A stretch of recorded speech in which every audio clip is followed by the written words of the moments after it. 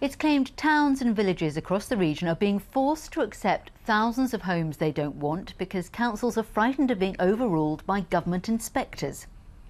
The experts tell us we need 20,000 new homes every year in this region to keep pace with demand. At the moment, we build about 10,000. Since the government abolished targets, councils decide where the homes are needed and how many. But some local authorities have told Look East they believe they're under pressure to accept developments they don't want because they'd be approved on appeal anyway. This special report is from our business correspondent, Richard Bond. Tendring in Essex has accepted its share of new houses over the years. These were built in Manningtree to house commuters using the rail line to London. But in recent years the pressure's increased, leading to problems for the local council. When the coalition took office, regional housing targets were dropped and councils like this were told to decide for themselves how many new homes they were prepared to accept in the years ahead. Tendring consulted with local people and suggested 6,000 new homes. But a government inspector said this wasn't enough. 12,000 is the new proposal, which will go out to consultation later this year. That could mean lots of new developments all around the district, in places where there's opposition. One of those sites is here at Hartley Gardens on the outskirts of Clacton, where a developer is proposing 2,500 homes. It's a totally unsuitable area due to the lack of infrastructure. There are no facilities here. There is no doctor's surgery anywhere near this area. We are about 2 miles from the nearest railway station. Obviously there's no regular bus service here. And our schools are full. The council knows communities aren't in favour of thousands more homes, but says there's little it can do about it. Government is saying it's down to us as a local authority, but really it's not down to us as a local authority. It's government policies which are given to the inspectors which come down here and dictate what they want. Councils which haven't yet adopted formal housing plans setting out how many new homes they will accept are vulnerable to speculative development. North Hertfordshire is in the same boat as Tendring, without a plan and under pressure to accept more new homes than local people want. It reluctantly gave permission for 150 homes here at Ivy Farm, Royston.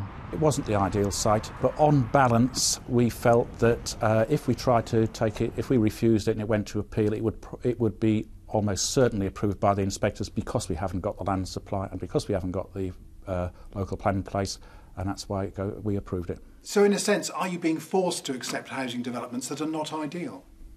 Yes. The council says the costs of an appeal were not a factor at Royston, but experts say town halls do sometimes allow such considerations to influence them. Councils are very strapped for cash these days, so if they're going to have to fight an appeal, they know that will cost them a lot of money, and they're frightened of that. They don't want their residents to have to fork out money just for an appeal, so they're making decisions that they're really reluctant to make. The government's keen to crank up the rate of house building, but councils say they're being forced by government policy to accept much more building than their voters want. Richard Bond, BBC Look East.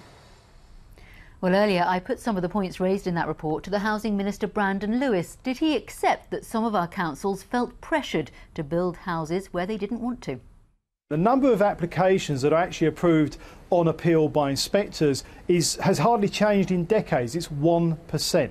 The reality is we've moved from a system councils have been used to many years, some 15 years, of a top-down system with top-down targets of numbers. We abolished all of that in 2010 and 11.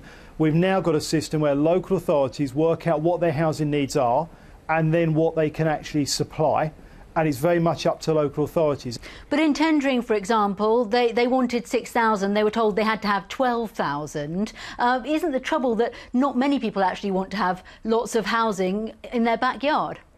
What the inspectors will do is they will look at the evidence. The local authorities got to work out what are the housing needs for their area, unencumbered by policy. Once they've got that figure, they then look at what they can actually supply. They take into account green belt, infrastructure and things like that. What the inspectors have said to tendering is their evidence for their first stage wasn't good enough. They need to go back and look at that evidence. That's all the inspectors do. They make sure the authorities build up a good evidence base so its numbers are based on reality and real potential growth.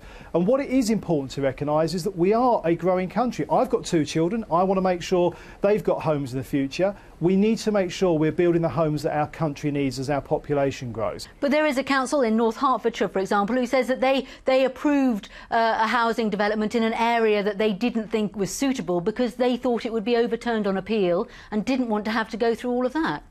Well, I can't comment on a particular planning application because of the quasi-judicial process, but I would say to a local authority that if they're making decisions based on what they think will keep an inspector happy, then the councillors are not doing what they're supposed to do. Councillors are supposed to represent their own residents, to look at what's right for their area and make planning decisions based on what's right for planning in their area. But isn't the truth that the government is actually forcing councils to have more houses than they actually want? So localism isn't actually really what's happening? No, it's absolutely true that local authorities have complete authority locally now to work out what is their house. But if they don't want the right number of houses that the government thinks are needed, then they're overruled. There are no government targets. We have no figures for what local authorities should build. It's up to the local authority to work out what their local housing need is and to then look at how they supply that housing need for their local area. Brandon Lewis, thank you very much.